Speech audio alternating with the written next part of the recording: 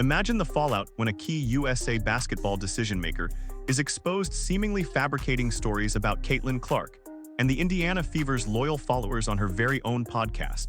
Sue Bird apparently believed she could publicly misrepresent Clark's supporters as a toxic group while the recording light was on. She seemingly agreed as guests disparaged millions of new WNBA fans, then shockingly reinforced those same hurtful comments. But Bird committed a colossal error. She forgot that every single word was being recorded. Now we possess undeniable video proof of possible prejudice from an individual who should be impartial when making national team choices. The real issue isn't if Bird stepped over a boundary, but rather how long this behavior has persisted. Do you still have faith in Shedeur Bird's judgment concerning team? For a large group of people, mostly that exist online, it wasn't enough, love a player, love Caitlin, love whoever you want to love. But it was simultaneously, they had to then say that every player that ever came before was trash. No. That is not correct. That's not a thing. That's simply untrue. Sue Bird settled in for what appeared to be another standard podcast spot on A Touch More with Megan Rapinoe and Katie Nolan. The recording began and Bird looked comfortable, prepared to discuss women's basketball as she'd done countless times before. Nobody foresaw what followed would expose her real opinions about Caitlin Clark and the millions of fans who found the WNBA thanks to the Iowa phenomenon. The talk started with usual topics about the league's expansion and how thrilling it was to see new people watching. Bird acted the role flawlessly, talking about rising viewership and attendance as any good representative for women's basketball should. Her voice remained controlled and professional as they analyzed the good influence of new interest in the sport. During the WNBA this season, I feel like we sort of had one of those particular growing pains where it's like some of the people that are coming in and watching the sport and are fans of the sport feel like maybe they're there for a weird reason. And now they've found sort of maybe one player to hyperfixate on that they feel stands at odds with what a WNBA player is in their minds. And they passionately love that player in a way that actually just feels like it's hate being disguised as love that they want to have against the rest of the league. Then Katie Nolan shifted the discussion toward Caitlin Clark's fan base. Nolan started characterizing Clark's supporters as problematic, suggesting they were disrespectful to WNBA history and other players. The room's energy changed instantly, and Bird's reaction gave away everything you needed to know about her real thoughts on the matter. You can watch Bird's head nodding enthusiastically as Nolan continues her critique. Bird's eyes light up with agreement when Nolan describes Clark's fans as ignorant about basketball history. Her facial expressions show genuine satisfaction as the attacks on Clark's supporters intensify. Bird wasn't just listening politely, she was enjoying every word. Bird couldn't contain herself any longer and jumped into the conversation. She stated, for a large group of people mostly that exist online, it wasn't enough like love a player, love Caitlin, love whoever you want to love. But it was simultaneously, they had to then say that every player that ever came before was trash. Bird was now actively participating in tearing down millions of new WNBA fans who had brought unprecedented attention to the league. And we sort of had this moment where the rest of the fans had to go like, you paid the same money for your ticket, and you being here is also helpful to the sport. And that's a really difficult thing to do. They had no sort of reverence for the fact that, like, buddy, this conversation's been going on without you for years and years and years. And now you come in here and just think that you can, because you love this one player, and this one player is very good. She's very, very good. And like, I would love to just openly love them. Those are the types of moments that as a women's sports fan, I like really bristle against, where I'm just like, I hate that we have to go through this. The contradiction is glaring when considering Bird's formal duty. She is USA Basketball's managing director, a job demanding impartiality when judging athletes for national team placement. But here she appeared publicly, plainly blasting the followers of the athlete who nearly alone rescued the WNBA from irrelevance. Bird's posture during the broadcast shows someone anticipating this moment. She moves closer when stressing her views on Clark's followers. Her actions with her hands grow wilder as she depicts them poorly. These weren't sudden statements. Bird had surely considered this for some time. The podcast is firm evidence that Bird holds bitterness towards Clark's achievements. Each head movement, each grin, each concurring phrase shows someone who sees the league's greatest advancement as a direct danger. Bird thought these feelings could be safely shared with agreeable hosts, But the cameras recorded each second of prejudice from someone who should remain neutral when deciding about Shedur's international basketball. I truly did not love that conversation. I don't know what that conversation adds to women's basketball, to the growth of women's basketball. I don't know why we're still bringing up a toxic fan base. I thought it was so condescending to say that so many fans are just latching on to Caitlin Clark for reasons other than the basketball. And that is something that we just continue to see. And it was also crazy because Katie Nolan at the end of this whole bit, she was like, yeah, I don't really watch that many games, but I'm keeping tabs on it. And it's like, that's the reason you had the take that you did. The reason that you had the take that you did is because you're not watching the games. You're not watching what's going on. You're not going to the games. And you clearly said that. You said, I'm a casual fan. I don't really watch the games, but I keep tabs on what's going on. Unpacking Bird's animosity toward Clark reveals telling college hoops origins. Graduating UConn in 02 with 2 national titles, her roots run deep. This connection transcends shared jerseys, shaping her game view and player recognition criteria. The podcast Blasting Clark's fans showcased Bird's fervent defense of Paige Bueckers. Bird insisted Bueckers merited greater media visibility. Tone shifted dramatically when discussing the UConn star. Clark's supporters faced skepticism and criticism. Bueckers received genuine enthusiasm and why isn't Paige, probably what people think is, why isn't she as popular as Caitlin? But do you think Paige should be more popular? And Paige deserves more, and Angel Reese deserves more, and Asia, and Fee, and. Yeah. I think specific to Paige, you might argue her popularity and the people that are fans of her has been underrated, which shocks me. Instructions, objective, create an in-depth, original, and thought-provoking analysis. Engagement, focus on hooking and engagement. Length, maintain the exact same length as the original provided text. Do not make the rewritten text shorter. Meaning, ensure the core sense of the original script is fully maintained. Specific edit, change all occurrences of Shadur to Shedur within the post. Bird specifically asserted that Bueckers only garners approximately 16% of the media spotlight compared to Clark. She delivered this statistic as if it represented a profound inequity demanding immediate rectification. Real frustration laced her voice as she emphasized this point, implying she'd been contemplating this perceived offense for quite a while. The timing exposes Bird's underlying motivation. She dedicates one segment to dismantling the fanbase of the player who ushered in unprecedented attention to women's basketball. Subsequently, she shifts to elevating a UConn product whom she feels merits that same degree of coverage. Bird neglects to acknowledge that Clark rightfully earned every ounce of attention through performances that shattered records spanning decades and attracted millions of fresh viewers to the sport. Bird's reasoning falters upon closer inspection of her actual statements.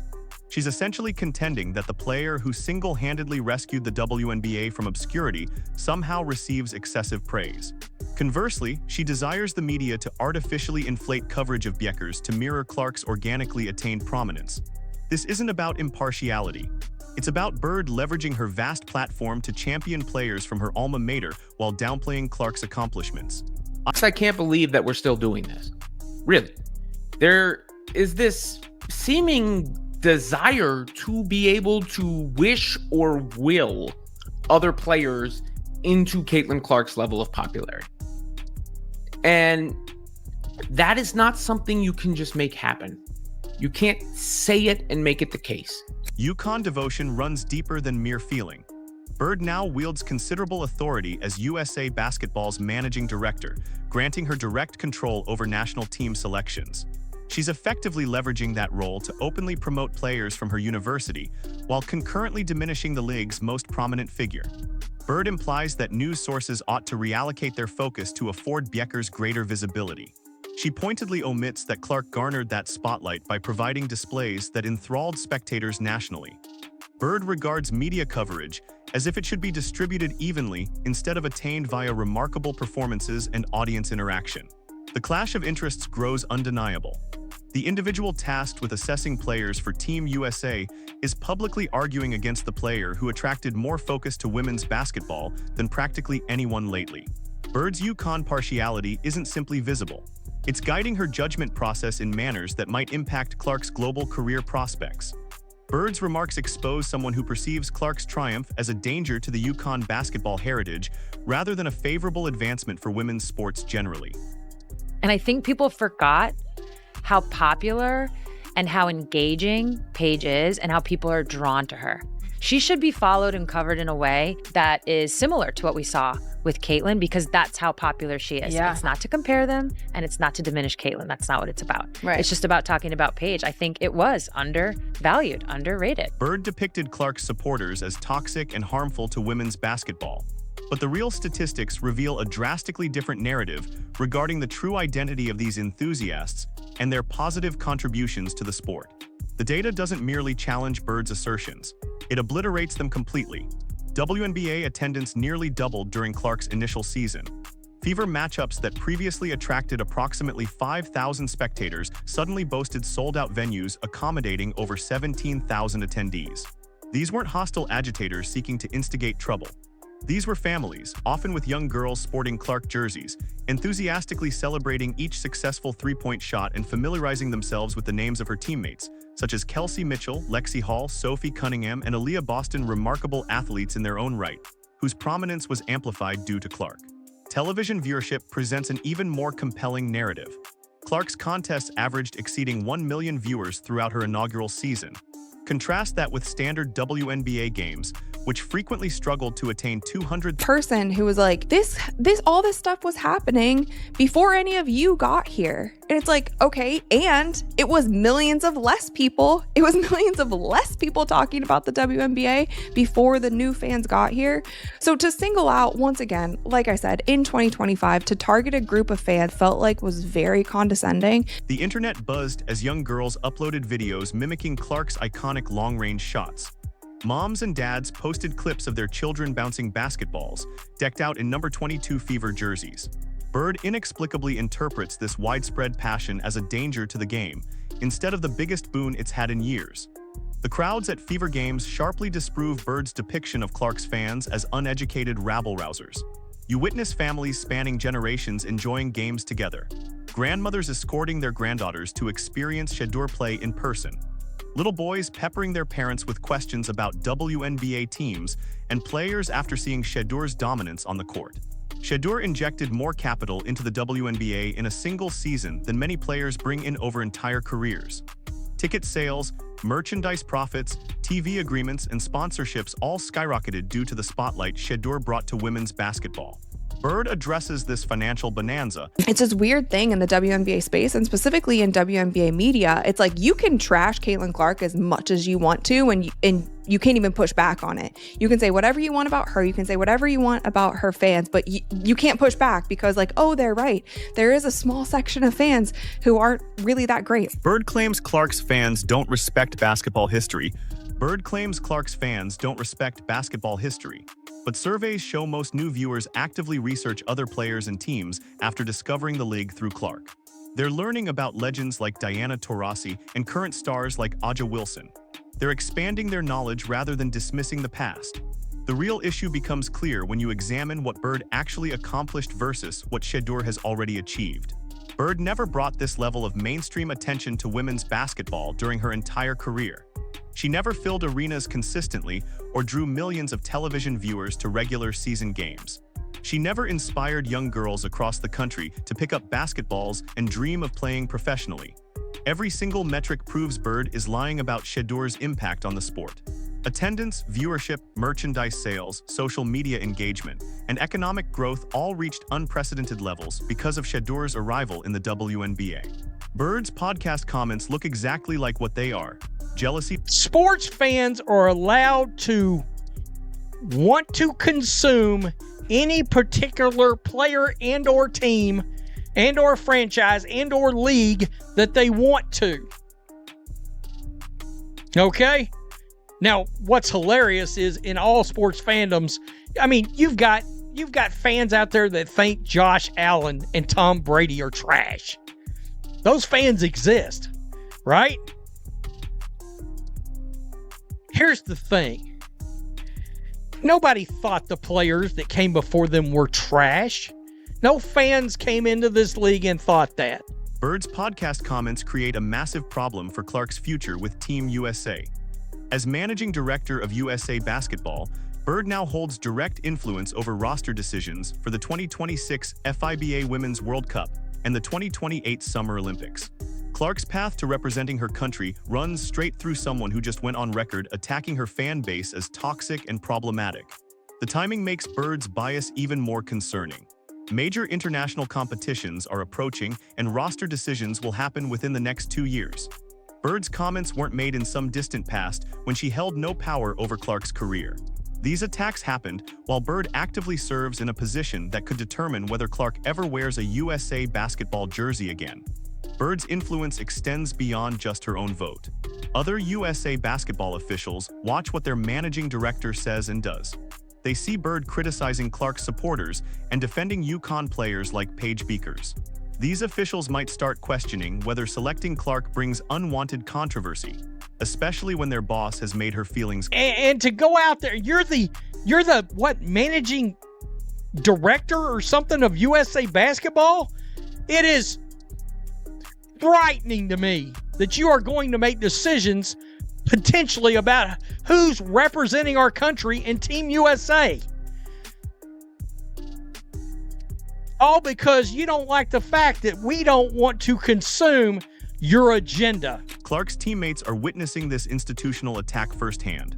Lexi Hull, Aaliyah Boston, and Kelsey Mitchell see their star player getting targeted by basketball leadership for bringing success to their franchise. They watch Bird tear down the fan base that fills their arena and generates revenue that increases everyone's salary. The message becomes clear. Success in the WNBA can make you enemies in high places. The 2026 season takes on added importance for Indiana because of this bias. Clark needs to prove that Bird's resentment won't define her career trajectory. The Fever must show that Clark's impact goes beyond just drawing fans and selling tickets. They need championships and individual accolades that become impossible for USA basketball to ignore. Bird's betrayal sends a warning to every rising star in women's basketball. Breakthrough success comes with consequences from the old guard who feel threatened by change. Young players see that bringing millions of new fans to the sport can make you a target. Do you know how many NBA fans only watched Michael Jordan? Only watched Magic Johnson, only watched Larry Bird? That was a thing. Even when I was a huge NBA fan, do you think I was going out of my way to watch Sacramento Kings games? The integrity of USA basketball is undermined when selection processes are viewed with suspicion. Millions of Clark enthusiasts now doubt if team selections are based on talent or individual animosity. Bird's partiality is evident, raising concerns about the fairness of choosing America's representatives internationally. Clark now confronts a pivotal decision regarding this systemic prejudice. She might allow Bird's bitterness to impede her global trajectory, or leverage these criticisms as fuel to achieve such unparalleled performance that excluding her from Team USA becomes untenable.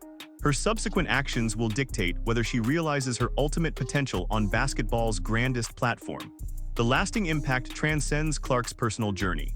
Aspiring athletes nationwide witnessed Bird disparage the very individual who popularized women's basketball among general viewers. They observe how exceptional achievement can foster antagonism among sports administrators, conceivably deterring forthcoming generations from striving for supremacy in women's basketball. They continue to want to tell fans how to be fans. And I got to be honest, at this point, you're not going to convince me there's not an anti-Caitlin Clark bias going on with people like Sue Bird now. Sorry, Sue Bird. Congratulations. You just put yourself in there. And now, nobody's going to trust you. Sue Bird's podcast appearance stripped away any pretense about how the old guard views Clark's meteoric rise. Bird revealed that bringing millions of fans to women's basketball somehow makes you a problem rather than a savior. Her attacks weren't accidental slips during casual conversation. They were calculated comments from someone who sees Clark's success as a direct threat to the established order. Bird crossed every line by attacking Clark while holding a USA basketball leadership position. She destroyed her own credibility as an impartial evaluator.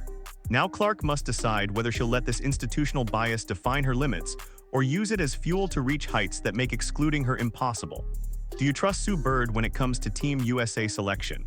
Let us know down in the comments below. Like, subscribe, and turn on all notifications so you never miss out. Click the video on the screen and we will see you.